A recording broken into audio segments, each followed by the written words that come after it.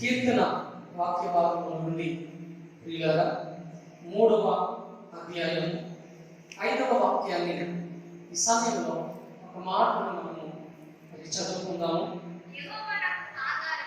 యెహోవా నాకు ఆధారము కావున నేను పండుకొని నిద్రపోయి మేలుకొందును.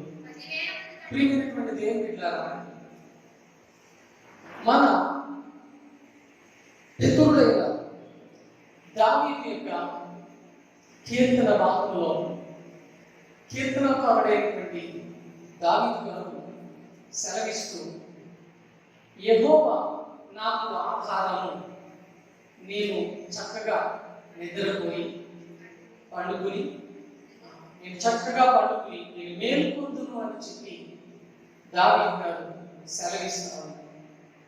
నిజంగా మనం గమనిస్తే దావీదు సెలవిస్తున్నటువంటి మాట ఎంత ధైర్యంగా ఉంది, ఎంత నెమ్మదిగా ఉంది, ఎంత ప్రశాంతంగా ఉంది. ఎందుకని నేను చక్కగా పండుకోను, మరలా తిరిగి చక్కగా నేను తిరిగి లేచి. ఎందుకని అని అంటే దావీదు గారు అంటారు, యెహోవా నాకు ఆధారం. నేను బిడ్డారా, ఒక దినాన రాజుగారు, ఒక ప్రాంతపు రాజుగారు దగ్గరికి ఒక బలాఢ్యుడు వచ్చి, నీవు పరిపాలిస్తున్నటువంటి నీ రాజ్యంలో ఎవరైనా సరే నన్ను పట్టగలిగిన వారు ఉంటే నేను నా శిరస్సు నీకు వంచుతాను.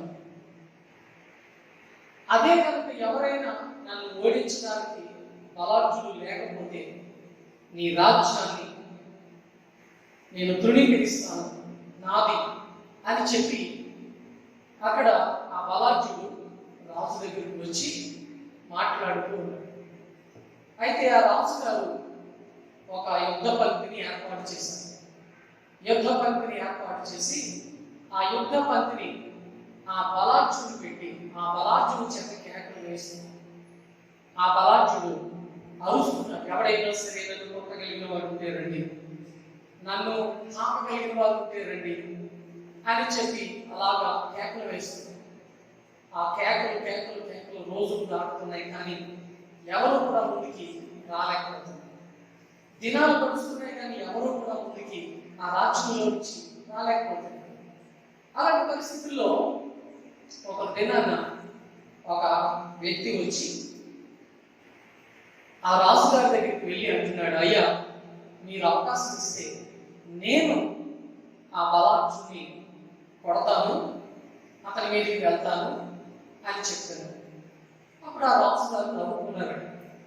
ఏమిటయ్యా, నువ్వు చూస్తే ఆయన మోకాలంత లేవు, ఆయన మీదకి ఏం వెళ్తావయ్యా నువ్వు అని అంటే, అయ్యా నన్ను తక్కువ అంచనా వేయి, నా ఆధారం నా ప్రభువే, యెహోవా యుద్ధము చేయవాడు, ఆయన పేరట నేను వెళ్తాను అన్నాడు. సరే అయితే మరి వెళ్ళైతే అని చెప్పి ఆభరణాలు ధరించాడు, తొడిగించాడు.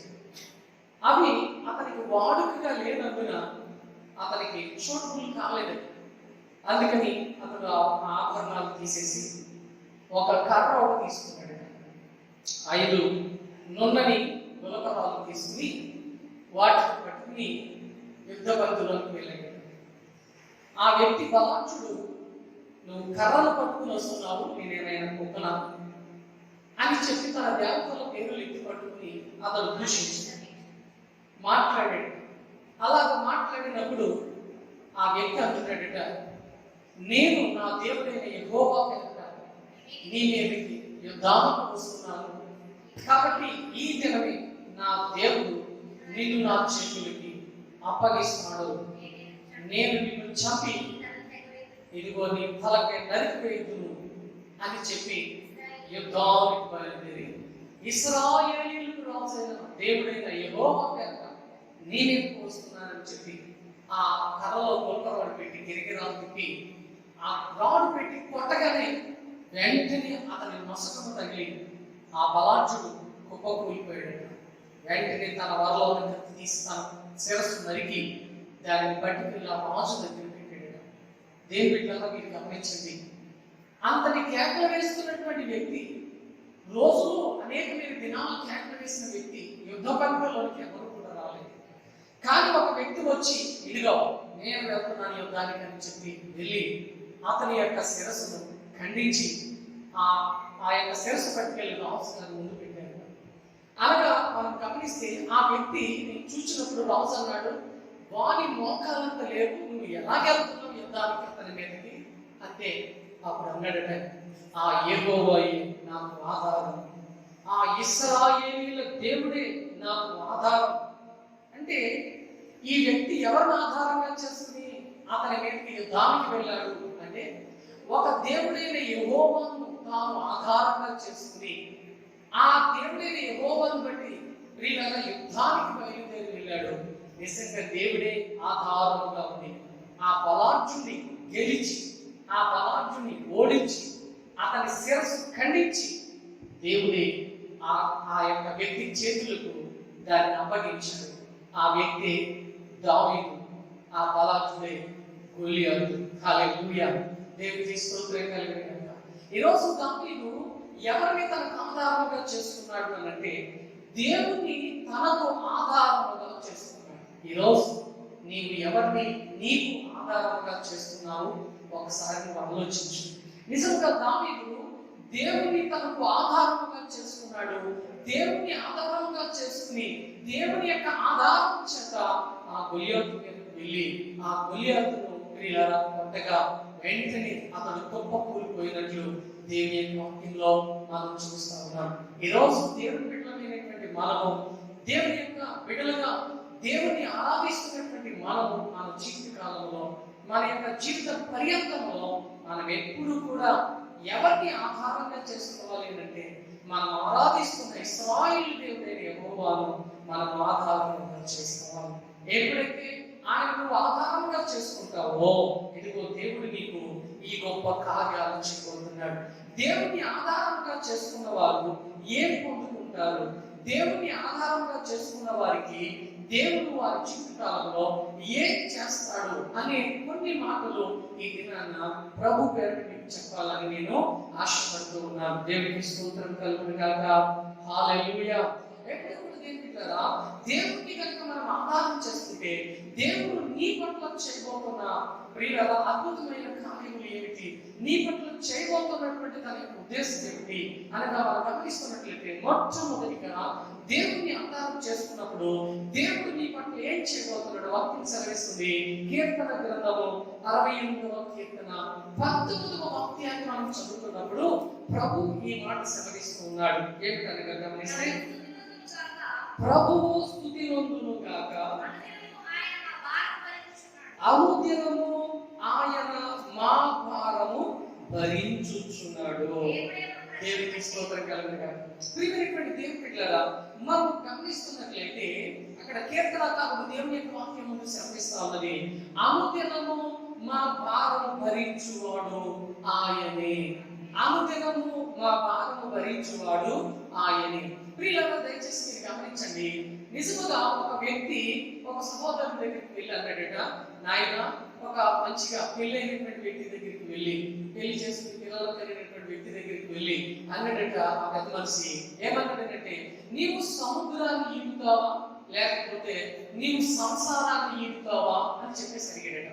అప్పుడు ఆ వ్యక్తి అన్నాడట, నేను సముద్రాన్ని ఈదగలను కానీ సంసారాన్ని ఈదలేనని అన్నాడట. దేవునికి స్తోత్రం కలుగును గాక. ఏమిటి అసలు సముద్రం మనం ఈదగలమా? అసలు సముద్రం ఎంత ఉంటుంది? కానీ అతని దృష్టికి నేను సముద్రాన్ని ఈదగలను కానీ అమ్మో సంసారం అయితే నా వల్ల కదలడు అనగా ప్రియులను మనం గమనించినట్లయితే మరి సముద్రాన్ని ఎందుకు ఈదుతానన్నాడు, సంసారాన్ని ఎందుకు నేను ఈదలేనన్నాడు అనగా మనం గమనిస్తే నిజంగా సంసారంలో ఉండేటటువంటి లోటుపాట్లు ఎన్నో, అనేకమైనటువంటి లోట్లు, అనేకమైనటువంటి లోపాలు, అనేకమైనటువంటి సమస్యలు. ఈ సమస్యలన్నీ కూడా ప్రియులారా తీర్చబడాలంటే గమనిస్తే ఒకటి తీరేటప్పటికి మరొకటి, ఒకటి తీరేటప్పటికి మరొకటి, ఒకటి తీరేటప్పటికి మరొకటి. ఎందుకంటే లోకంలో పాట ఉంది, రాయి బరువు ఇసుక భారము అని అన్నారు. అది ఇది ఒకటే బరువు, కానీ అది ఇది ఒకటే బరువు అయినప్పటికీ కూడా కూడా రాడ్ ఎలా ఉంటుంది అంటే నెత్తి మీద పెట్టినప్పుడు అది బరువుగా ఉంటుంది మోయడానికి. కానీ ఇసుక ఎలా ఉంటుందంటే ఇసుక మూట కట్టి నెత్తి మీద పెట్టినప్పుడు ఆ ఇసుక తన శిరస్సుకి ఎలా ఉంటుందని అంటే భారముగా ఉండదట. గమనిస్తే అది బరువే, ఇది బరువే. కానీ రాయి మోయగలిగినంత తేలికగా ఇసుక మోయలేదటండి. కారణం ఏంటంటే ఇసుక భారముగా ఉంటుందటండి. అలాగే దేనికి సంసారం కూడా ఎలాంటిదంటే భారము వంటిది. నీ జీవితం కూడా ఎలాంటిదంటే భారము వంటిది. కారణము నీ యొక్క సంసార జీవితంలో నీకు కావలసినటువంటివి అనేకమైన లోట్లు, అనేకమైన అవసరాలు నీ మీదకు వస్తా ఉన్నాయి. పొద్దున్న లేచేటప్పటికి ఏమంటే ఉప్పు లేదు, ఏమంటే జీలకర్ర లేదు, ఏమంటే కట్టెలు లేవు, ఏమంటే ఇంట్లో పిల్లలకు ఫీజులు కట్టాలి, ఏమంటే పిల్లలకు పాలు డబ్బాలు కావాలి. ఇలా ఒక్కొక్కటి నీ మీదకి ఆ సమస్యలు వస్తూ ఉంటుంటే నీకు అనిపిస్తూ ఉంటుంది, అమ్మో ఈరోజు పాలు డబ్బా, అమ్మో ఈరోజు సంత చేయాలా, అమ్మో ఈరోజు ఉల్లిపాయలు కూరగాయలు కొనాలా, అమ్మో ఈరోజు పిల్లలకు ఫీజులు కట్టాలా, కరెంట్ బిల్లు కట్టాలా, అమ్మో ఈరోజు బిడ్డకి బాగా పడిపోయేటట్టు కాలు దెబ్బ తగిలింది, ఆ హాస్పిటల్కి తీసుకుని వెళ్ళాలా. ఇలాగ ఒక్కొక్క సమస్య నీ మీదకి వచ్చినప్పుడు నీకు ఎలా ఉంటుంది అంటే అది భారముగా ఉంటుంది. అది నీకు ఎలా ఉంటుందంటే భారముగా ఉంటా ఉంటుంది. అలాంటి భారం నీ మీద పడినప్పుడు నిజంగా నువ్వు చాలా బాధపడతావు, విసుగు చెందుతావు, చాలా వేదన పడతావు. ఈ పరిస్థితిని ఎలా ఎదుర్కోవాలి అనేటటువంటి సమస్య నిన్ను అల్లాడిస్తూ ఉంటుంది. కానీ దేవుని నువ్వు ఆధారంగా చేసుకున్నప్పుడు నీ భారం అంతా కూడా ఎవరు భరించబోతున్నారు అంటే దేవుడే నీ భారాన్ని భరించబోతూ ఉన్నాడు. హల్లెలూయా. ప్రభువే నీ భారం అంతా కూడా ఆయనే భరించబోతూ ఉన్నాడు. నిజంగా మనం గమనిస్తున్నట్లయితే ఒక వ్యక్తి మీద పడుతున్న బాధ్యతలు ఎన్నెన్నో బాధ్యతలు ఆ వ్యక్తి మీద పడబోతూ ఉంటాయి. అలాంటి బాధ్యతలు ఆ వ్యక్తి మీద పడినప్పుడు నిజంగా ఆ బాధ్యతలన్నీ ఎదుర్కోవాలి. ఆ బాధ్యతలన్నీ కూడా నెరవేర్చుకుంటూ వెళ్ళాలి. అలా నెరవేర్చుకుంటూ వెళ్తున్నప్పుడే ఆ మనుషులు గనుడిగా పెంచబడగలుగుతారు. అవి నెరవేర్చుకుంటూ వెళ్తున్నప్పుడే ఆ మనుషులు చక్కగా నిలవబడగలుగుతారు.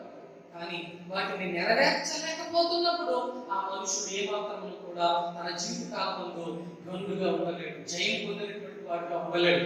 ఓటమి పొందినటువంటి వాడిగా మాత్రమే ఉండగలుగుతాడు. అలాగా ఓటమి పొందినటువంటి వారికి మనం చాలా మందిని చూస్తాం. అమ్మో ఈ యొక్క భార్యను భరించలేను, ఈ సంసారం భరించలేను, ఈ పరిస్థితులు భరించలేను, ఈ యొక్క జీవిత రంగాన్ని ఏమాత్రంలో కూడా నేను భరించలేను అని చెప్పి చాలా మంది చనిపోయిన వారు ఉన్నారు. చాలా మంది కుటుంబాలు వదిలేసిన వాళ్ళు ఉన్నారు, గ్రామాలు వదిలేసిన వాళ్ళు ఉన్నారు, ఒకరికొకరు పిల్లలు వదిలేసిన వారు ఉన్నారు, భార్యను వదిలేసినటువంటి వారు ఉన్నారు.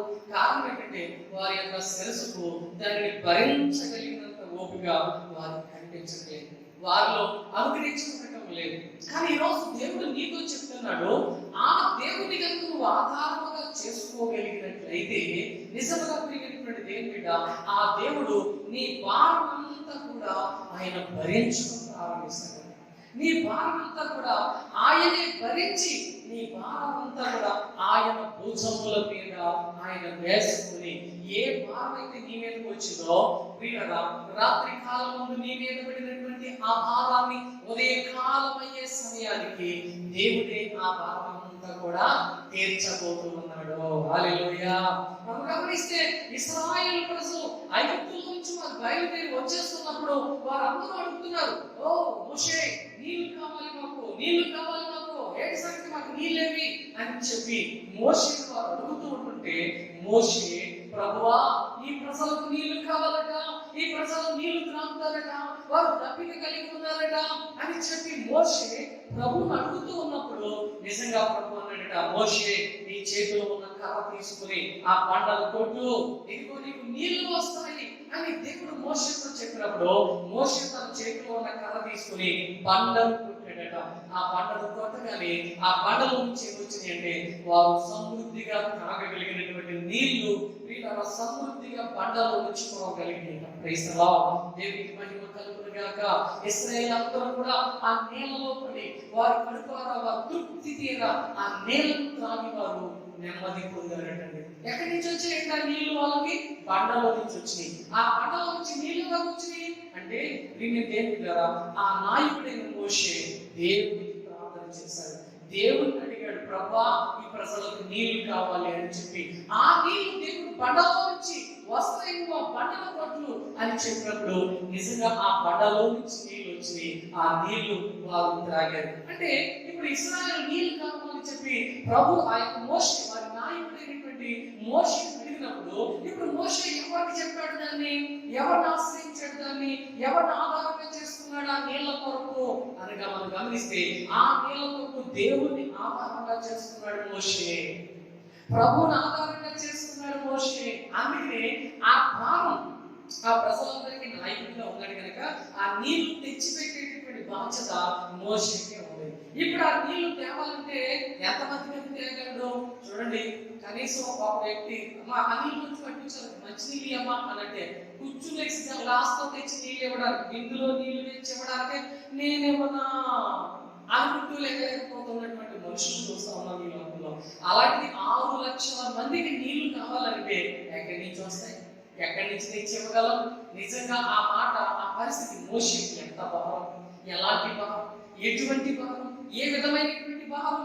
అందుకనే ఆ మోషే వాళ్ళ మీద పడినటువంటి ఆ భారం అంతా కూడా, తన మీద పడినటువంటి ఆ భారం అంతా కూడా ప్రభువుని ఆధారంగా చేసుకున్నప్పుడు, ప్రభువుని ఆధారంగా చేసుకున్నప్పుడు, ప్రభుతో ఆ సంగతిని తెలియపరిచినప్పుడు ప్రభు అన్నాడు, మోషే ఎందుకు నీ భారం నేను తీరుస్తాను కదా, ఇదిగో ఆ బండను కరిగించుకోట్టు, ఆ నీళ్లు వస్తాయి అని చెప్పాడు. నిజంగా ఆ కర్త కొట్టాడు, ఆ నీళ్లు వచ్చాయి. అందరూ సమృద్ధిగా ఒక్కసారిగా నీళ్ళందరూ కడుపు నిండా తాగి వారి దప్పికను తీర్చుకున్నారు. దేవునికి మహిమ కలుగును గాక. హల్లెలూయా. ఈరోజు నీ మీద కొన్ని భారాలు మోపబడతా ఉన్నాయి. అది నీ భార్య పెట్టిన భారము, నీ పిల్లలు పెట్టిన భారము, నీ గ్రామం పెట్టిన భారము, నీ యొక్క జీవిత రంగంలో నీ మీదకి వచ్చినటువంటి సమస్యలతో కూడినటువంటి భారము, ఏదైనప్పటికీ ఈ రోజు ఒక మోషే కావాలి. ఈ రోజు ఒక మోషే వంటి వాడుగా ఉండాలి. ఎందుకు తెలుసా? మోషే తన భారాన్ని దేవుని మీద వేశాడు. మోషే దేవుడిని తన ఆధారంగా చేసుకుని, ఇదిగో తన భారం ఇది ప్రభువా అని చెప్పినప్పుడు నిజంగా మోషే ప్రియుల భారం అంతా దేవుడు కనురెప్పపాటులో తీసేశాడు. ఒక మనుషుడు ఎంతవాడు భరించడానికి, ఏపాటి వాడు భరించడానికి, అందుకనే ఆ భరించే వ్యక్తి మన ప్రభు, ఆ భరించగలిగిన వ్యక్తి మన ప్రభు. ఈరోజు నీ భారాన్ని భరించేవాడు ఆయనే కనుక ప్రియమైన దేవుళ్ళారా, నీ భారాన్ని భరించేవాడు ఆయనే కనుక నువ్వు దేవుని ఆధారంగా చేసుకుంటే తప్పకుండా ఈరోజు నీ భారం ఏదైతే ఉందో దాని నుండి దేవుడు నీకు విమోచన కలుగజేస్తాడు. నీ భారాన్ని ఆయన భరిస్తాడు, మోస్తాడు. అది ఏదైనా సరే, ఎలాంటిదైనా సరే ఆయన మోస్తాడు. ఆ భారాన్ని కనుక ఆయన మోస్తే మనకు నెమ్మదిగా ఉంటుంది, సుఖంగా ఉంటుంది, మనకు సమాధానంగా ఉంటుంది, మనకు సంతోషంగా ఉంటుంది, మనకు ఆనందంగా ఉంటుంది. ప్రియమైనటువంటి దేవుళ్ళారా, కాబట్టి మన భారాన్ని ప్రభు మీద పెడతాం. మన భారం ప్రభు మోస్తున్నట్లు మన ప్రభు అయినటువంటి దేవుణ్ణి మనం ఆధారంగా చేసుకుందాం. తప్పకుండా దేవుడు నీ భారాన్ని మోస్తాడు. దేవునికి మహిమ కలుగును గాక. ఆమేన్, ఆమేన్. రెండవదిగా మనం గమనించినట్లయితే ప్రియులారా, దేవుని యొక్క పరిశుద్ధ వాక్య భాగంలో నుండి రెండవదిగా మనం గమనిస్తున్నట్లయితే సామెతల గ్రంథం 16వ అధ్యాయము 3వ వాక్యాన్ని మనం గమనిస్తున్నట్లయితే దేవుని యొక్క వాక్యంలో ఎలా రాయబడి ఉన్నది, నీ ఉద్దేశములను సఫలపరచువాడు ఆయనే. సామెతల గ్రంథము 16వ అధ్యాయము 3వ వచనం. నీ పనుల భారం యెహోవా మీద ఉంచుము, నీ ఉద్దేశములన్నీ కూడా సఫలపరచబడును. హల్లెలూయా. నిజంగా దేవుని బిడ్డలారా, నీ ఉద్దేశములన్నీ కూడా సఫలపరిచేది ఎవరు అంటే దేవుడే. ఎందుకని ఆయనను నీవు ఆధారంగా చేసుకున్నప్పుడు దేవుడే నీ ఉద్దేశాలన్నీ కూడా ఆయన ఏం చేయబోతున్నాడంటే సఫలము చేయబోతూ ఉన్నాడు. నిజంగా గమనించాలి అంటే ఒక మనిషి యొక్క హృదయంలో ఉన్న ఉద్దేశాలు ఎన్నో విధాలైనటువంటి ఉద్దేశాలు, అనేకమైనటువంటి ఉద్దేశాలు. ఒక్కొక్క వ్యక్తి ఒక్కొక్క విధానమైనటువంటి ఉద్దేశాన్ని ఆయన కలిగి ఉంటారట. ప్రతి మనుషుడు ఒక్కొక్క ఉద్దేశాన్ని కలిగి ఉంటాడు. ఉదాహరణకి ఒక కుటుంబంలో ఉన్న ఉద్దేశాన్ని కనుక మనం గమనిస్తున్నట్లయితే ఒక సహోదరి అనుకుందట, చక్కగా తన కుమారుని మంచిగా 10వ తరగతి వరకు చదివించిందట. మంచిగా 10వ తరగతి వరకు చదివించి ఆమె అనుకుంటుందట, మా అన్నగారు కూతుర్నిచ్చి నా కొడుకు పెళ్లి చేసుకోవాలి అని చెప్పి ఆమె తన హృదయంలో ఉద్దేశించుకుంటుందట. అయితే వాళ్ళ అన్నగారు అనుకుంటున్నాడట, ఆమె చెల్లెల కంటే బాగా ధనవంతుడు, మంచి ఉన్నతమైన స్థితిలో చక్కగా తన కుమార్తెని బాగా చదివించి తన కుమార్తెని ఒక ఉన్నతమైన ఉద్యోగస్తుడికి చేయాలనేటటువంటి ఉద్దేశాన్ని తన అన్నగారు కలిగి ఉన్నాడట. అయితే నేను బిడ్డలారా, ఈమె అనుకుంటుందట, ఎలాగైనా మా అన్నగారు కుమార్తెని నా కొడుకు ఇచ్చి పెళ్లి చేయాలి అనేటటువంటి ఉద్దేశాన్ని ప్రియమైన దేవుని బిడ్డలారా కలిగి ఉన్నదట. అయితే అలా కలిగి ఉన్నటువంటి తన ఉద్దేశం చెప్పున ప్రియమైనటువంటి దేవుని బిడ్డలారా, ఆమె తన భారాన్ని, ఆమె తన ప్రభు అయినటువంటి దేవాది దేవుని తనకు ఆధారముగా చేసుకుని, దేవుని బిడ్డలారా దేవుని యొక్క పరిస్థితిలో ప్రభుని తనకు ఆధారముగా చేసుకుని, నా దేవుడే నా ఉద్దేశాన్ని సఫలపరచును, నా దేవుడే తన ఉద్దేశాన్ని సఫలపరచును అని చెప్పి తన హృదయంలో దేవుని మీద దేవుని ఆధారంగా చేసుకుని ప్రభుని స్తుతిస్తున్నటువంటి వేళలో ఒక పండగ దినాన్న ఏం బిడ్డలారా మరి పుట్టింటికి వెళ్ళిందట ఆడపడుచు. పుట్టింటికి వెళ్ళేసరికి సగం కుటుంబం అంతా చక్కగా కూర్చున్నటువంటి సమయంలో తన అన్నగారు పిలిచి అన్నాడట, అమ్మ ఇదిగో నా కూతుర్ని నేను చాలా ఎవరెవరితో మంచి విస్తారమైన కట్నం ఇచ్చి చేయాలని అనుకున్నాను, కాకపోతే మరి దగ్గర వాళ్ళు అవుతారు కానీ దూరం వాళ్ళు దగ్గర వాళ్ళు అవుతారా, అందుచేత నా కూతుర్ని నీ కొడుకు ఇచ్చి వివాహం చేయాలనుకుంటున్నాను, మరి నీ ఉద్దేశం ఏంటమ్మా అని చెప్పి అడిగాడట. అప్పుడు ఆ అందంట, అన్నయ్య నేను నా దేవుని మీద వేశాను నా భారం, కాబట్టి నేను నా దేవుడిని ఆధారంగా చేసుకున్నాను, ఆ దేవుడే ఏదో ఒక రోజున నీ నోట ఆ మాట పలకాలని నేను ఆశిస్తున్నాను, కాబట్టి నువ్వు అడిగితే నేను కాదంటున్నా, నా ఇష్టం కూడా అదే అన్నయ్య, నేను కూడా అలాగే చేయాలని ఆశపడుతున్నాను అన్నయ్య, నా ఉద్దేశం కూడా అదే అన్నయ్య అని చెప్పి ఆ చెల్లెలు మాట్లాడిందట. వెంటనే సంతోషంగా ఆనందించి ఆ కుటుంబాలు రెండు ఒకటిగా ఎన్నికలు చేయబడ్డాయట. ప్రియమైనటువంటి దేవుని బిడ్డలారా, నీ ఉద్దేశాన్ని నెరవేర్చేవాడు దేవుడే, ఎప్పుడు ఆయన ఆధారంగా నువ్వు చేసుకున్నప్పుడు. అయితే నువ్వు ఆయన ఆధారంగా చేసుకుంటావా? లేదు. కొంతమంది ఏమంటారు తెలుసా, నా తాగుతున్నాడు కదా, మా అన్నగారు కదా, తన కూతుర్ని ఎందుకు నా కొడుకు చేయడు, చేయకపోతే నేను ఊరుకుంటానా, నేను మామూలుగా ఉంచుతానా, నేను ఆయన ఎంత చూశాను, ఎంత పెట్టాను, నేను అలా చూశాను, నేను ఎలా చూశాను, నా తోడబుట్టినోడు అది ఇదేని చెప్పి ఒక వక్రీకరణగా ఎందుకంటే అన్నగారు అనేటటువంటి ప్రియులగా అలుసుగా, తన తోడు అనేటటువంటి అలుసుగా తను వక్రీకరించి మాట్లాడడం ప్రియులగా ఆమె ప్రారంభిస్తూ, దేవుడిలా నా తోబుట్టునోడు ఎందుకు చేసుకోడు అనేటటువంటి మనసుతో ఆమె ఎప్పుడైతే తన మనసును నిలుపుకుంటుందో, దేవుడిలా గమనించండి, ఆ అన్నగారు అనుకుంటాడట, నీకు చేసేదానికంటే నా ఉద్దేశం వేరుగా ఉందమ్మా, నీ పద్ధతి వేరు, నా పద్ధతి వేరు, కాబట్టి నాకున్న ధనధాన్యాలను బట్టి, నాకున్న ఆస్తంతస్తులను బట్టి నా కూతుర్ని ఏ విధమైనటువంటి ఉన్నతమైన స్థితిలోనూ చేయాలని ఉద్దేశించున్నాను, కాబట్టి నీ కొడుకు ఎట్టి పరిస్థితుల్లో చేయడానికి నాకు ఇష్టం లేదు, చక్కగా మాట చెప్పి పక్కకు తప్పుకుంటాడు. చివరికి నీ ఉద్దేశం కాస్త నేల పడిపోదు, నీ ఉద్దేశం కాస్త కింద పడిపోదు.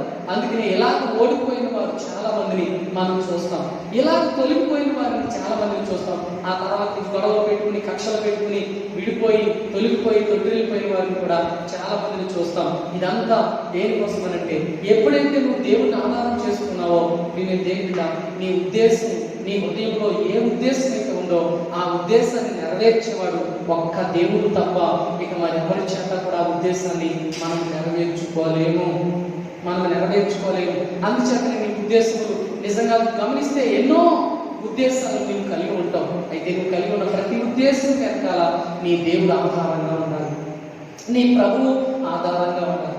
ఆయన ఆధారంగా చేసుకుని నిజంగా కనుక నువ్వు నిలిచి ఉన్నట్లయితే నీ ఉద్దేశం ఏదైనా సరే దేవుడే దాన్ని సఫలపరుస్తాడు. ఎందుకని ఆయన నువ్వు ఆధారం చేసుకున్నావు కాబట్టి దేవుడే దాన్ని సఫలపరుస్తాడు.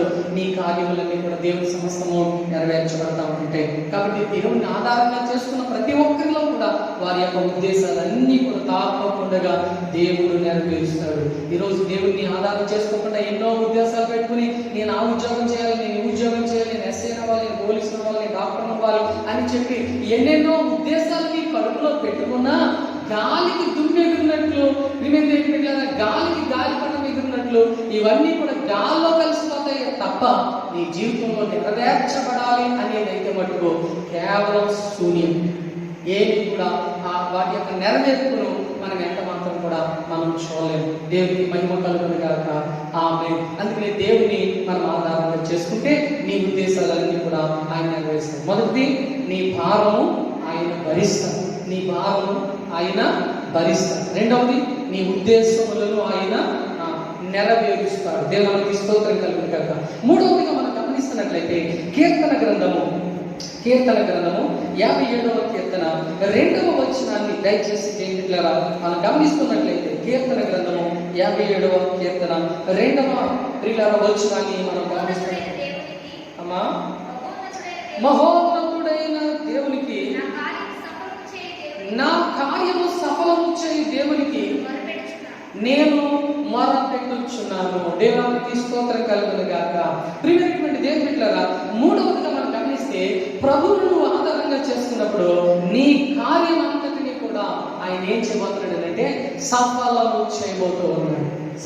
చేయబోతున్నాడు. వీళ్ళ మనము ఎన్నెన్నో కార్యాలను తలపెట్టుకుంటుంటాం, ఎన్నెన్నో కార్యాలను మనము ఏర్పాటు చేసుకుంటాం. వివాహం అని, అంతేకాకుండా గృహప్రవేశం అని, అంత మాత్రమే కాకుండా ఇల్లు కట్టుకోవాలని, ఇలాగా రకరకాలైనటువంటి కార్యాలు మనము ఏర్పాటు చేసుకుంటుంటాం. అయితే కార్యాలు సిద్ధపరచుకోవడం వాస్తవమే, కానీ అవి నెరవేర్చబడటం అనేటటువంటిది ఎలాగా?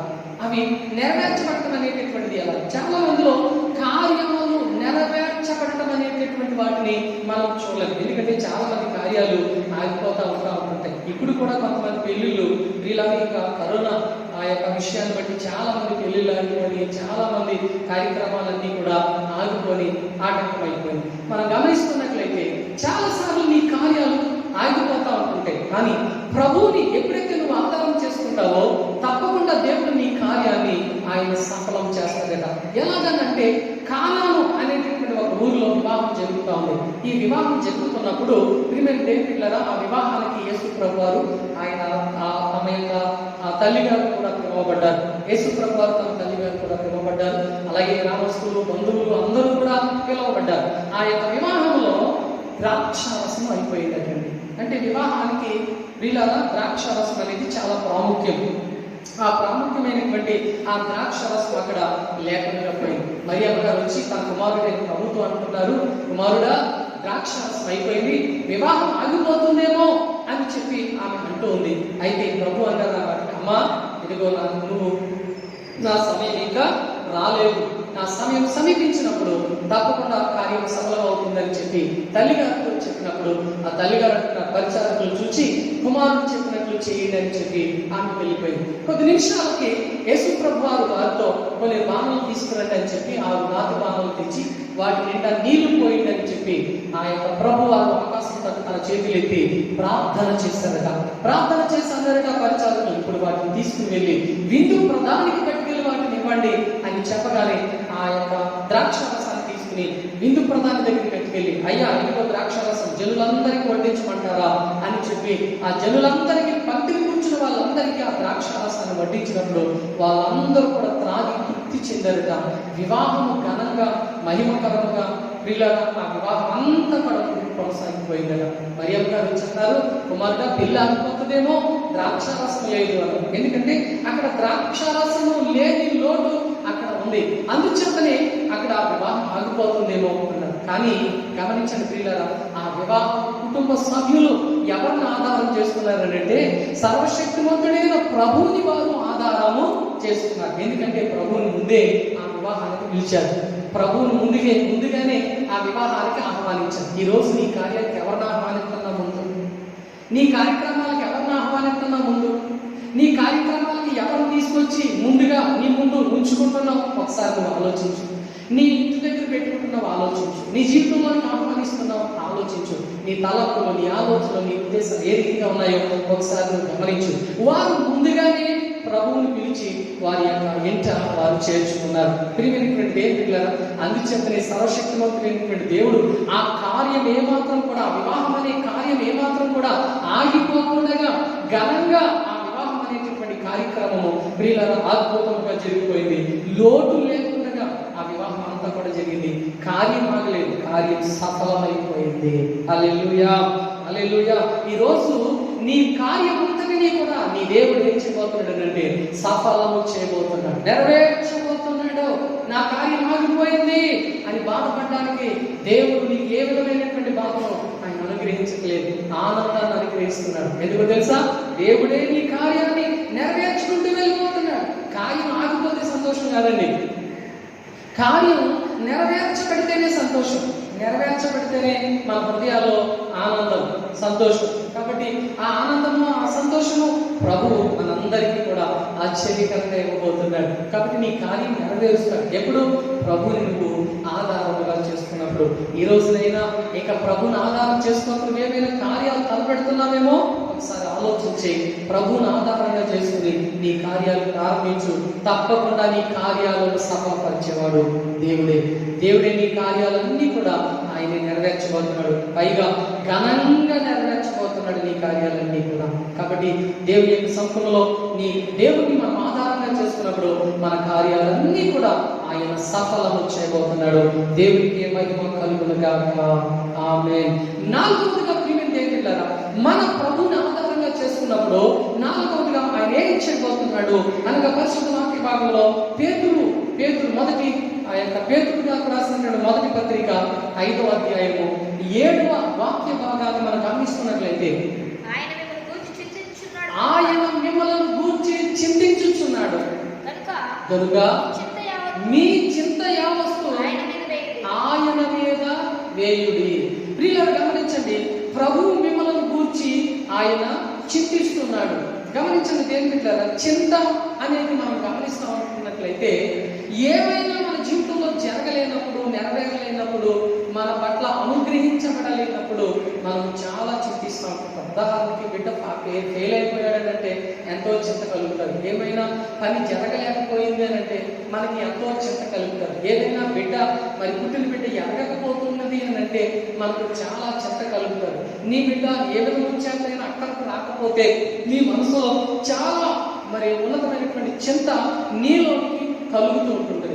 ఏ విధంగా చేతనైనా నీ పంట పండకపోతే కనుక పండలేనటువంటి నీ పంటను చూసి నీ మనసు చాలా చింతాక్రాంతముగా దుఃఖిస్తా, చింతిస్తా ప్రియులగా ఉంటా ఉంటుంది. అయితే మనం గమనించినట్లయితే ప్రియమైనటువంటి దేవుని బిడ్డలారా, ఆయన నీ చింతను ఆయన తీరుస్తాడట. ఎలాగా బైబిల్ చెప్తున్నాడు? మత్తయి రాసినటువంటి సువార్త 6వ అధ్యాయము 25వ వాక్యములో మనం గమనిస్తున్నట్లయితే, మత్తయి రాసిన సువార్త 6వ అధ్యాయం 25వ వాక్యంలో, ఏమి తిందుమో, ఏమి త్రాగుదుమో, ఏమి ధరించుకుందుమో అని చింతింపకుడి. చూడండి, ప్రభు చెప్తున్నాడు, ఏమి తిందుమో, ఏమి త్రాగుదుమో, ఏమి ధరించుకుందుమో అని చెప్పి మీరు ఏ మాత్రమును కూడా చింతింపకుడి. ఎందుకంటే ఈ రోజు బహుశా ఉన్న పరిస్థితులను బట్టి మరి నీ జీవిత గమ్యంలో ప్రియులారా ఒక తెలియని చింత నీలోకి వచ్చి భోజనం తినడానికి మనసు రాక, సంతోషించడానికి మనసు రాక, ఆనందించడానికి మనసు రాక, అయ్యో ఈ పరిస్థితులు ఎలా ఉన్నాయేంటి, ఎలాగ రేపటి కాల దినం ఎలా గడుస్తుంది, మన ఆకలి ఎలా తీరుతుంది, మన అవసరాలు ఎలా తీరుతాయి, మన కడుపు ఎలా నిండుతుంది, మన పరిస్థితులు ఎలా ముందుకు వెళ్తాయి, వ్యాపారాలు ఆగిపోయి వ్యాపారాలు మరలా తిరిగి ఎలా కట్టబడతాయి, ఎప్పుడు కట్టబడతాయి, మరలా ఈ వ్యాపారాన్ని మనం ముందుకు రన్ చేయగలమా, ఈ వ్యవసాయాన్ని ముందుకు రన్ చేయగలమా, మన జీవితంలో అసలు ఉంటామా ఉండమా, వచ్చినటువంటి యొక్క కరోనా వైరస్ యొక్క పరిస్థితి యొక్క ప్రభావం మహా భయంకరంగా ప్రవహిస్తూ ఉన్నది. ఇలాగ ప్రవహిస్తున్నటువంటి యొక్క వైరస్ను బట్టి మన జీవిత కాలం పరిస్థితులు ఏమైపోతాయో, ఎలా ఉంటాయో, రేపు కాలానికి మనం తినడానికి త్రాగడానికి మనకి ఏమైనా మరి పరిస్థితులు ఏ రీతిగా ఉంటాయో అని చెప్పి ఒక చింత, ఒక దిగులు, ఒక దుఃఖము బహుశా నీలో ఉండి నేను కలవరపరుస్తుందేమో, నిన్ను ఆందోళన పరుస్తుందేమో, నిన్ను గలిబిలి చేస్తూ ఉందేమో. కానీ ప్రభు అంటున్నాడు, ఏమి తిందుమో, ఏమి త్రాగుదుమో, ఏమి ధరించుకుందుమో అని మీరు చింతింపకుడి. దేవునికి స్తోత్రం. ఏమంటున్నాడు చెప్పండి? ఆయన మీరు ఏ మాత్రమును కూడా చింతింపొద్దు, దుఃఖపడవద్దు, మీరు చింతపడవద్దు. మీ వ్యాపారం గురించి కానీ, మీ పొలం గురించి కానీ, మీ పంట గురించి కానీ, మీ పిల్లల చదువుల గురించి కానీ, ఆఖరికి మీరు భోజనం చేసేటటువంటి భోజన వస్త్రాల గురించి కానీ, మీ జీవిత గమ్య పరిమాణముల గురించి కానీ ఏమాత్రము కూడా మీరు చింతింపవద్దు. ఇది నేను చెప్పిన మాట కాదు ప్రియమైన సర్వోన్నతమైన సృష్టికర్త అయిన సర్వశక్తిమంతుడైనటువంటి దేవాది దేవుడు నీతో చెప్తున్నటువంటి మాట ఈరోజు నువ్వు చింతించేలా ఉన్నట్లయితే దయచేసి నీ చింత అంతా కూడా నువ్వు తొలగించుకోవాలి. దేవునికి స్తోత్రం కలుగును గాక. ఎందుకని ప్రభు చెప్తున్నాడు, ఆకాశ పక్షులను చూడుడి అంటున్నాడు. ఆకాశంలో ఎగురుతున్నాయి కదా పక్షులు, అవి ఎలా ఎగురుతున్నాయి, ఎలా ఆహ్లాదకరంగా తిరుగుతున్నాయి. ఎలా ఆహ్లాదకరంగా అవి జీవిస్తున్నాయి. ఒకసారి నీవు వాటిని చూడదు. ఆకాశ పక్షులను చూడదే, అవి విత్తవు, కోయవు, కొట్లలో ఏ మాత్రము కూడా అవి కూర్చుకోవు, అంటే దాచుకోవు, భద్రపరచుకోవు. ఒప్పుడిగా వాటిని ఇదిగో రేపటి కాలానికి ఇది మన గది, దీంట్లో ధాన్యం నిలవేసిందని చెప్పి అవి ఏ మాత్రము కూడా అవి కూర్చుకోవు. అయినను మీ పరలోకపు తండ్రి వాటన్నిటినీ కూడా పోషించుచున్నాడు. వాటికంటే మీరు బహుశ్రేష్ఠులు కారా? హల్లెలూయా. దేవుడు అంటాడు, ఆకాశ పక్షుల కంటే మీరు బహుశ్రేష్ఠులు కారా? నిజమేనండి. దేవుడు మానవుని ఏమంటున్నాడు తెలుసా? మీరు ఎంత శ్రేష్టమైన వారు, మీరు ఎంత గొప్పవారు, మీరు ఎంత ఘనమైనటువంటి వారు. దేని బిడ్డలారా, ఆకాశ పక్షుల కంటే మానవులకు దేవుడు ఎలా ఎంచుకున్నాడంటే శ్రేష్టమైనటువంటి వారుగా ఎంచుకున్నాడు. అందుకనే దేవుని ప్రేమట మానవుల మీద అంత ఎంత కాదట, ఎంతో ప్రేమ కలిగి ఉన్నాడటండి దేవుడు. అందుకని మనుషులంటే దేవునికి చాలా ప్రేమ, మానవులంటే దేవునికి చాలా ప్రేమ. ఆ ప్రేమ ఆయన కలిగి ఉన్నాడు. ఆ ప్రేమ బహుశా మానవులు అర్థం చేసుకోలేకపోతున్నారేమో, మనుషులు అర్థం చేసుకోలేకపోతున్నారేమో. నిజమేనండి. కొన్నిసార్లు భార్య ప్రేమని కొంతమంది అర్థం చేసుకోవాలండి. నిజంగా కొంతమంది అర్థం చేసుకోవాలి. ఎలాగంటే భార్య అనుకుంటుందట, నా భర్త వస్తాడు, కలిసి భోజనం చేస్తాను ఇద్దరు కూడా, ఆయన వస్తాడు, కలిసి భోజనం చేస్తాను ఇద్దరు కూడా అని చెప్పి ఆశతో ఎదురు చూస్తూ ఉంటుందట ఇంటికాడ. అయితే ఈ భర్త తనకు కలిగినటువంటి ఆ యొక్క ధనాన్ని బట్టి బజార్లోనో పట్టణంలోనో శుభ్రంగా తనకు కలిగినటువంటి ఆశ కొద్ది తనకు నచ్చిన దాన్ని తినేసేసి స్త్రీలాగా తను శుభ్రంగా మూడు తుడుచుకుని చక్కగా బయలుదేరి ఇంటికి వచ్చేస్తాడు. ఇంటికి వచ్చేటప్పటికి టైం మారిపోద్ది, టైం మించిపోద్ది, మించిపోద్ది. భార్య రాగానంటే తన కాలు కట్టుకొని భోంచే తిరిగానండి అంటదట. ఏం ఇంకా భోంచేయలేదా అంటాడండి. ఈయన ఇప్పుడు అంటదంటావిడి, అదేంటండి మీరు వస్తే కలిసి తిందామని చెప్పి నేను ఎంతో ఆశతో ఎదురు చూస్తున్నాను, మీతో కలిసి తినాలని నేను ఎంతో ఆశపడుతున్నానండి, అలాంటప్పుడు మీరు ఇంటికి ఇలా అంటున్నారేంటండి అంటాడు. అందుకని చెప్పి ఆయన అనుకుంటాడట, లేదులే మరి నేను కూడా అట్లాగానే ఉంది, పెట్టి ఇద్దరు కలిపి తిందాము అని చెప్పేసి ఇద్దరు కలిసి కూర్చుంటారట. కూర్చుని ఆయనకి ఇంకొంచెం పప్పు వేసుకోండి, కాదు సారు వేసుకోండి, మీకోసం కాదు చేపల కూర ఉండేనండి, మీకు బిర్యానీ చేసానండి తినండి అంటే, వద్దు కొంచెం నింపుగా ఉంది నాకు, అంత ఎక్కువ తినలేండి, నువ్వు వేసుకో అన్నీ కూడా, నువ్వు వేసుకో అన్నీ కూడా. ఎందుకని అయ్యగారి కోసం ఆమె బయట అయిపోయింది. కానీ ఆమె నిట్టూరపరచకూడదని చెప్పి కూర్చుని వీళ్ళ నువ్వు వేసుకో కానీ నాకు మాత్రం అది వద్దులే వద్దులే వద్దులే అంటాడు. పాపం కొన్నిసార్లు అమ్మాయి చక్రవర్తులు మరి వాళ్ళు అర్థం చేసుకోలేక మా ఆయనగారికి నింపుగా ఉందంట, పాపం ఎక్కువ తినలేదట అని చెప్పి నేనే తినేసి తృప్తిపడదాంలే అని చెప్పి ఆమెను తృప్తిపరచడం కోసం ఆయన చేయగలుగుతున్నాడు. ఆయన తృప్తిపరచడం కోసం ఈమె తిరిగి ఏమి చేయగలుగుతుంది. నిజంగా గమనించండి, ఇందులో ఎంత ప్రేమ కనపడుతుందో, ఎవరి మీద ఎవరికి ఎంత ప్రేమ ప్రియమైన దేవుడిలారా కనపడతా ఉన్నదో మనం గమనించాలి, మనం గ్రహించాలి. నిజంగా దేవుడిలారా దేవుడు ఒక భార్య స్థానంలో ఉన్న ప్రేమలాగా, ఒక భార్య స్థానంలో ఉన్న ప్రేమలాగా నీ కొరకు, నీ ప్రార్థన కొరకు, నీ ఉపవాసం కొరకు, నీ భక్తి కొరకు, నీ దీక్ష కొరకు, నీ మంచితనం కొరకు, నీ క్రియల కొరకు, నీ ప్రవర్తన కొరకు, నీ ఎదుగుదల కొరకు, నీ ఆశీర్వాదం కొరకు, నీ భోగభాగ్యాల కొరకు, నిన్ను ఒక ఉన్నతమైన స్థానంలో ఉంచడం కొరకు, నిన్ను పెంచడం కొరకు, నిన్ను బలాభివృద్ధిగా చేయడం కొరకు ఆయన నీ మీద ఎంతో ప్రేమ కలిగి ఉన్నాడు ఆయన. కానీ ఆ ప్రేమ అర్థం చేసుకోలేకపోతున్నాడు, ఆ ప్రేమ గుర్తించలేకపోతున్నా, ఆ ప్రేమ గమనించలేకపోతున్నా. అందుకని దేవుడు అన్నాడు, మీ గురించి నేను చింతిస్తున్నాను. ఎందుకని నన్ను అర్థం చేసుకోలేకపోతున్నారు మీరు, నా ప్రేమను గ్రహించలేకపోతున్నారు మీరు అని చెప్పి ఆయన చింతిస్తూ ఉన్నాడు. అయితే కొన్నిసార్లు భర్త అనేస్తూ ఉంటాడు, ఏమంటాడంటే లేదు నేను బయటికి వచ్చాను నేను తినే అంటాడు. అప్పుడు ఈ భార్య పాపం తన మనసును చాలా చింత పెట్టుకుని బాధ పెట్టుకుని, మీకోసం నేను ఎంతో ఎదురు చూసుకుని ఉంటే మీరు బయట తినేసి వచ్చారా, ఇంతేనా నా మీద నీకున్నటువంటి ప్రేమ అని చెప్పి వీళ్ళ చింతించే వాళ్ళని చాలా మందిని మనం చూస్తాం. సరే మంచిది, ఏది ఏమైనప్పటికీ కూడా దేవుడు నీ మీద కలిగి ఉన్న ప్రేమ ఎంత అని అంటే ఆయన అంటారు కదా, ఎంతో. కాబట్టి ఆయన ప్రేమను మనం అర్థం చేసుకోవడానికి సిద్ధపడాలి, ఆయన ప్రేమను మనం గ్రహించడానికి సిద్ధపడాలి. తండ్రి యొక్క ప్రేమ, మన ప్రభువైనటువంటి దేవుని యొక్క ప్రేమ మనం పొందుకోవడానికి ఎప్పుడు కూడా ఆయన ప్రేమకు తగినట్టుగా మనం ఉండాలి. హల్లెలూయా. అందుకనే నీ ప్రభువైన దేవుని ఎప్పుడు నువ్వు సంతోషపెట్టాలి, నీ ప్రభువైన దేవుని ఎప్పుడు నువ్వు ఆనందింప చేయాలి, సంతోషపరచాలి. నిజంగా ఆ భార్య అక్కడ అలా కూర్చుని మీకోసం భోజనం చేయకుండా ఎదురు చూశారంటే అని చెప్పినప్పుడు నువ్వు కూడా వచ్చి ఆమెతో పాటు కూర్చుని కానీ మెతుకులు తిని శుభ్రంగా మెతుకులు కలిసి ఆ భోజనం చేసినప్పుడు నీకోసం ఎదురు చూస్తున్న నీ భార్య యొక్క మనసు ఎంత సంతోషంగా ఉంటుంది, ఎంత ఆనందంగా ఉంటుంది, ఎంత ఆహ్లాదకరంగా ఉంటుంది ఆమె యొక్క సంతోషం. ఎందుకంటే నీ కొరకు కష్టపడి సంతోషంతో చాలా నీకు ఇష్టమైన వాటిని అన్నింటినీ కూడా ఆమె వండి సిద్ధం చేసి ఆమె సిద్ధపాటు చేసి ఉంచింది. ఆమెతో పాటు నువ్వు ఆ భోజనం చేసినప్పుడు నిజంగా ఎంత ఆనందమో. అలాగే నీ ప్రభువైన దేవుడు నీ కొరకు కొన్ని ఆశీర్వాదాలు సిద్ధం చేశాడు, నీ కొరకు కొన్ని మేలులు సిద్ధం చేశాడు, నీ కొరకు కొన్ని బహుమానాలు ఆయన సిద్ధం చేసి ఉంచాడు. వాటిని అందుకునేటటువంటి స్థితి స్థాయి కలిగి ఉన్నట్లయితే నిజంగా నిన్ను బట్టి నీ దేవుడు ఎంతో ఆనందించబోతున్నాడు, ఎంతో సంతోషించబోతున్నాడు. అందుకని మానవులంటే దేవుడికి చాలా ప్రేమ, మనుషులంటే దేవుడికి చాలా ప్రేమ. అందుకే ఆకాశ పక్షులు చూడుడి, వాటికంటే మీరు బహుశ్రేష్ఠులు కారా, బహుశ్రేష్ఠులు కారా. కాబట్టి మీరు ఏమాత్రమో కూడా చింతింపకుడి అని దేవుని యొక్క వాక్యం సెలవిస్తాము. ఎందుకంటే శ్రేష్ఠులైనటువంటి మనుషుల మీద దేవుడు ప్రియమైనటువంటి దేవుడు తమ యొక్క చింతనంతటిని కూడా దేవుడు తీసివేయడానికి ఆయన ఇష్టపడుతున్నాడు.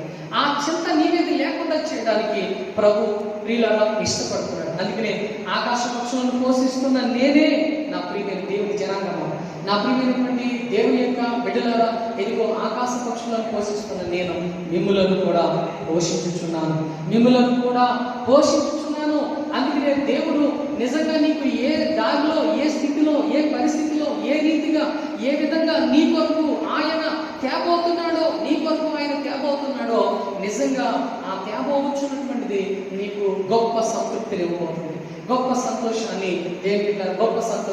ఇవ్వబోతుంది. ఈ మధ్యకాలంలో ఒక మాట నేను చూశాను. ఏంటంటే ఒక గ్రామంలో, ఒక సుమారు ముంబై పట్టణం అనుకుంటారు, ఆ ప్రాంతంలో రాత్రి 1 గంటకు వచ్చి 1 కేజీ పిండి ఆ యొక్క కవర్లో పెట్టి అర్ధరాత్రి 1 గంటకు వచ్చి మీలో ఎవరికైనా ఆకలి ఉన్నవారు, ఇదిగో మీకు కేజీ పిండి మేము ఇస్తున్నాము, ఆ కేజీ పిండి మీకు ఇస్తున్నాము మేము, కాబట్టి మీరు ఎవరైనా సరే వచ్చి తీసుకోవాలనుకున్న వారు రండి అని చెప్పి ఆ యొక్క ట్రక్లో ఒక మైక్ పెట్టి చెప్పారు. ఆ మాట విన్నటువంటి ఆ గ్రామస్తుల్లో కొంతమంది అనుకున్నారట, మనకేం రోజులు కేజీ పిండి ఏం పనికి వస్తాం, మనకేం చేసుకుంటాంలే, మనమేం వండుకుంటాంలే, అక్కడ లేదు అని చెప్పి నిద్రపాటు చేసుకునే అని చెప్పి కొంతమంది పడుకున్నారు. అందులో ఆకలితో అమ్మతించిపోతున్న వాళ్ళు ఉన్నారు కొంతమంది. అంటే ఆ కేజీ ఆ యొక్క పిండి అయినా సరే మనం తెచ్చుకుంటే కనీసం ఏదో కొంత కాసుకుని లేకపోతే ఏదో కొంత వండుకుని మనం తినవచ్చు, ఆకలి తీర్చుకోవచ్చని ఆకలి భావము కలిగినటువంటి కొంతమంది లేచి 10, 20, 30 మంది కొంతమంది లేచి బయటకు వచ్చారటండి. 10-15 మంది లేచి బయటకు వచ్చారటండి. బయటకు వచ్చి ఆ డాక్టర్ దగ్గరికి వచ్చి, అయ్యా ఏంటయ్యా అంటే, అమ్మ మీకోసం మేము కేజీ పిండి తెచ్చాము అని కవర్లో ఆ కేజీ పిండి తీసుకొచ్చి వాళ్ళు చేతికి ఇచ్చారట. వారు నిద్రకాలతో కళ్ళు నలుపుకుంటూ ఆ కేజీ పిండి ఇంటికి పట్టుకుని వెళ్ళిపోయి వాళ్ళేమో ఆ పిండి ఇచ్చేసి వాళ్ళు బయలుదేరి వాళ్ళు వెళ్ళిపోయారు. వీళ్ళు వెళ్ళిపోయి నిద్రపోయారు. పొద్దున్న లేచిన తర్వాత వారు ఆ పిండి తీసుకొచ్చి అసలు ఏ పిండివి అని చెప్పి వాళ్ళ ఆ పిండిలో చేపెట్టి ఎలా తీసుకోకుండా అందులో కాగితాలు కనబడుతున్నాయి. ఏంటిగా ఈ కాగితాలు అని చెప్పేసి ఆ పిండి అంతా తడితే 500 కాగితాలు 4 కాగితాలు ఉన్నాయండి. అందులో 500 కాగితాలు 4 కాగితాలు ఉన్నాయి. అంటే 2,000 రూపాయలు ఆ పిండిలో పెట్టారట. వారు ఎంత తెలివైన వారు అంటే, ఆకలి కలిగిన వారు ఎవరో వస్తారు, వారి వచ్చి ఆ యొక్క కాగితాలు తీసుకుని వెళ్ళి వాళ్ళు ఆకలి తీర్చుకుంటారు, ఆకలి లేని వారికి అక్కడ వదిలేయని చెప్పి వారు వేసిన మంచి ఆలోచన బట్టి నిజంగా ఆకలి వేసిన వాళ్ళు వచ్చారు, ఆ పిండి తీసుకుని వెళ్ళారు. అందులో 2,000 రూపాయలు ఆ పిండిలో ఉన్నాయండి. దేవునికి స్తోత్రం చెప్దాం. హల్లెలూయా, హల్లెలూయా. వారు ఆకలి ఎరిగిన దేవుడు ఏ రీతిగా వారి కడుపు నింపడానికి ఏ ఆధారం తీసుకొచ్చాడు అక్కడికి. అర్ధరాత్రి కాల సమయంలో 1 గంట సమయంలో ఆయన తలుపు తట్టి ఆయన స్వరం చేత వినిపించి ఆహారం తీసుకొచ్చి వారి చేతులకు దేవుడు ఇచ్చాడు. ప్రియమైన దేవుడి బిడ్డ, ఈ రోజు ఈ యొక్క దినాన నీ పట్ల కూడా ఆయన ఏదో ఒక ద్వారాన్ని తెచ్చి, మార్గాన్ని తెచ్చి, ఏదో ఒక విధానమైన రూపంలో నీ ఆకలి తీర్చడానికి నీకు సహాయం చేయబోతున్నాడు. దగ్గరగా చేతులకి దేవునికి స్తోత్రం చెప్దాం. హల్లెలూయా, హల్లెలూయా. అందుకే తప్పకుండా నువ్వు దేవుని ఆధారం చేసుకుంటే నీ చింతలన్నీ కూడా ఆయన తీరుస్తాడు.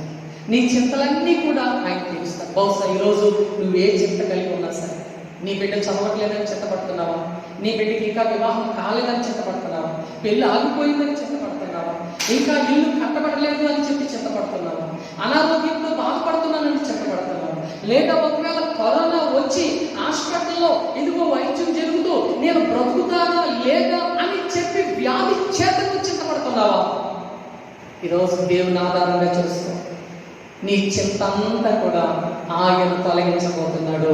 నమ్మి దేవుని చేతులకి ఒక్కసారి ఉన్న స్థలంలో దేవునికి స్తోత్రం చెప్పు.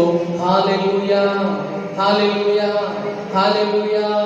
కాబట్టి నీ చింతలన్నీ కూడా ఆయన తీర్చబోతున్నాడు. చివరిగా దేవుని ఆధారం చేసుకుంటే ఐదవదిగా దేవుడు నీ పట్ల ఏం చేయబోతున్నాడు? పరిశుద్ధ వాక్య భాగంలో కీర్తన గ్రంథము 3వ అధ్యాయము 5-6 వచనాలు దయచేసి మనం చదువుదామండి. కీర్తన గ్రంథము.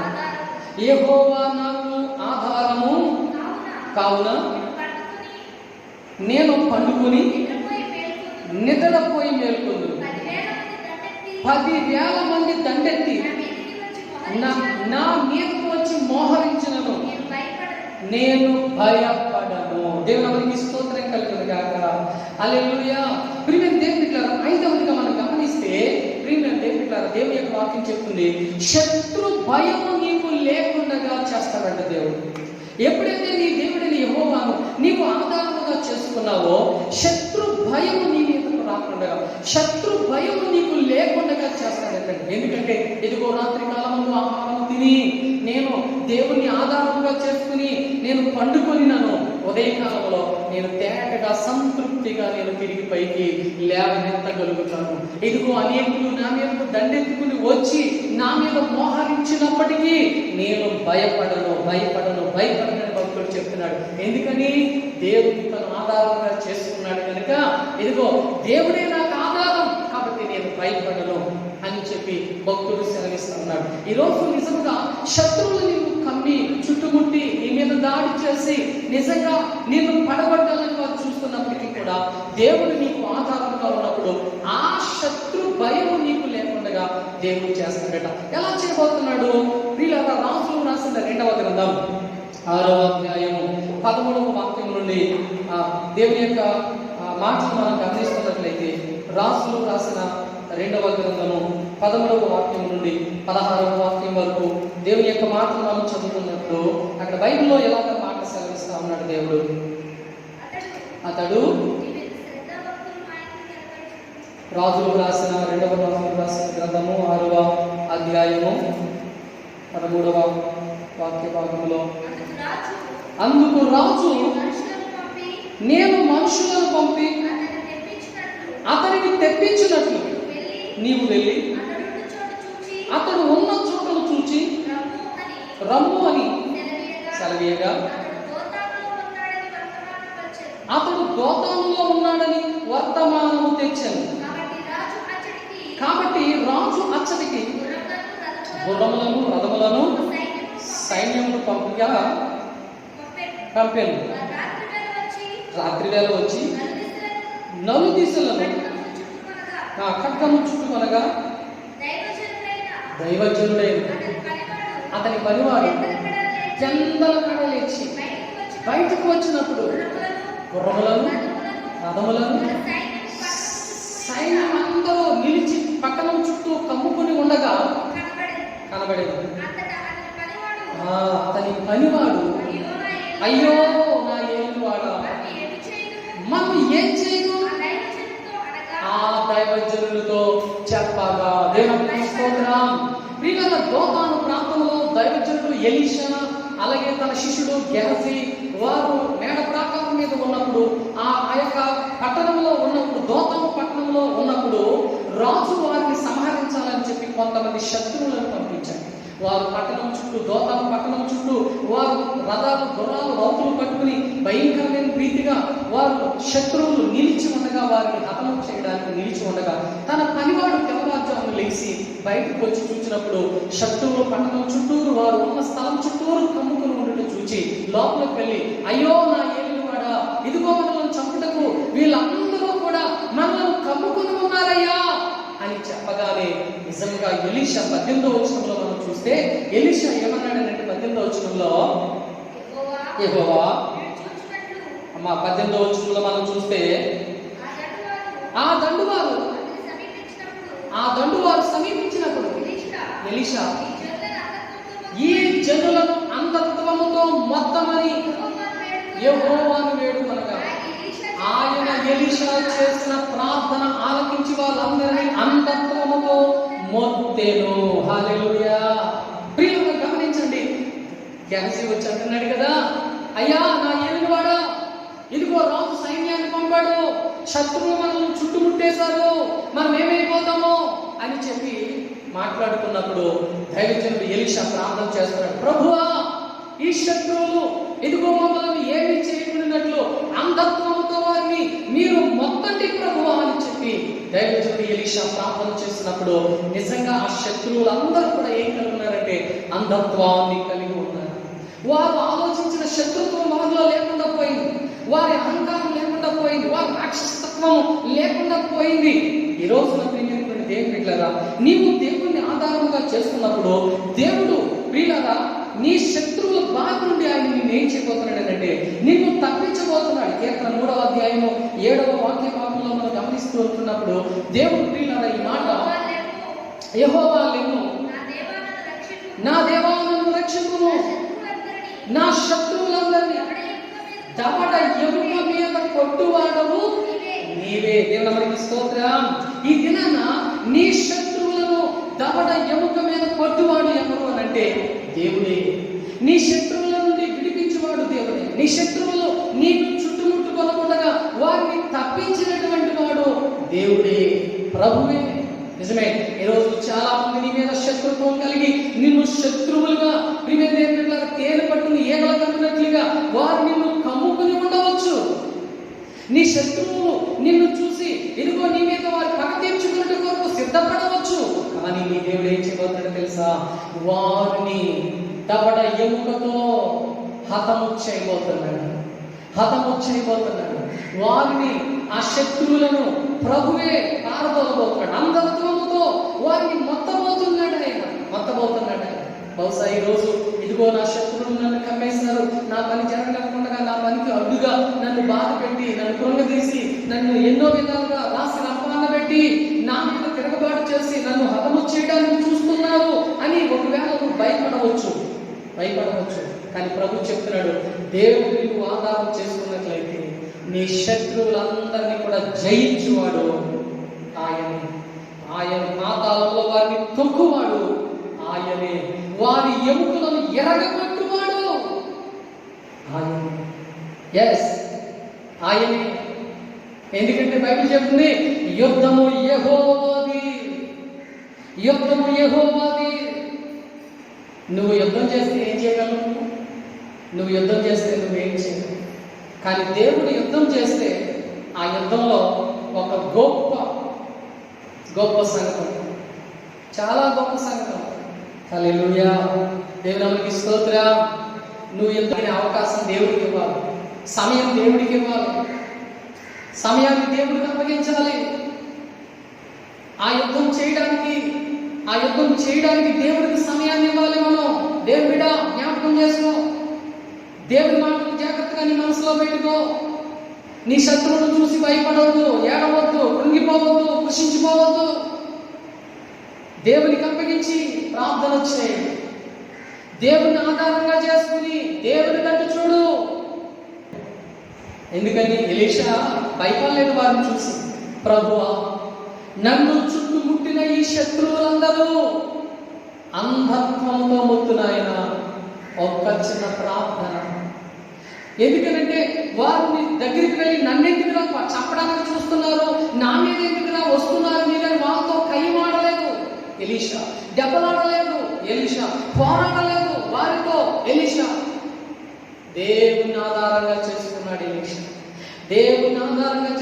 ఎలీషా. ఈరోజు నీవు నీ దేవుని ఆధారంగా చేసుకుంటే నీ శత్రువులు నీ ఎదుట నిలవలేరు, నిన్ను గెలవలేరు. ఆ శత్రువు నీ యొద్ద నుండి తొలగించేవాడు దేవుడే. అందుకని ఎప్పుడైతే నువ్వు దేవుని ఆధారంగా చేసుకుంటావో నీ శత్రువుల దారిలో నుండి దేవుడు నిన్ను విడిపించబోతున్నాడు, తప్పించబోతున్నాడు, రక్షించబోతున్నాడు ఆయన. కాబట్టి ప్రియమైనటువంటి దేవుని బిడ్డ, ఈరోజు నిజముగా నువ్వు దేవుని కనుక ఆధారం చేసుకుంటే ఆయన అంటున్నాడు, యెహోవా యెహోవాయే నా ఆధారము, యెహోవాయే నా ఆధారము.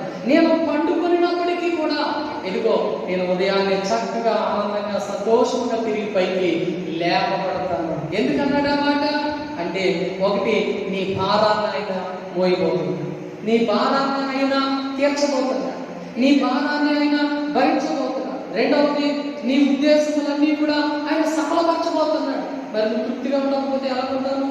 హాయిగా పడుకుని హాయిగా పొద్దునే లేకపోతే ఎలా ఉంటావు నువ్వు? మూడవదిగా నీ కార్యమును ఆయన సఫలం చేయబోతున్నాడు, నీ కార్యాన్ని ఆయన సఫలం చేయబోతున్నాడు. నాలుగవదిగా మనం గమనిస్తే నీ చింతలు, ఏ చింతలైతే ఉన్నాయో నీ పట్ల, నీ చింతలన్నీ కూడా ఆయన తీర్చబోతున్నాడు. ఐదవదిగా మనం గమనిస్తే నీ శత్రువుల నుండి నిన్ను విడిపించబోతున్నాడు, తప్పించబోతున్నాడు. నీ శత్రువుల బారిలో నుండి ఆయన నిన్ను కాపాడబోతున్నాడు. అందుకని ఈరోజు ఒక దైవజనుడిగా దేవుని పేరుగా మీకు మనవి చేస్తున్నాను. కీర్తన గ్రంథం 3:5 ప్రకారంగా దేవుడే యెహోవాను నువ్వు ఆధారంగా చేసుకో, ప్రభుని ఆధారంగా చేసుకో. ఇదిగో దేవుడే నీ యొక్క పట్ల ఆయన కృప చూపుతాడు, నీకు సహాయం చేస్తాడు. నువ్వు చక్కగా పండుకున్నా కూడా ఇదిగో ఉదయాన్నే చక్కగా తిరిగి ఆనందంగా సంతోషంగా తిరిగి పైకి లేకపోతున్నావు, ఆనందంగా ఉండబోతున్నావు.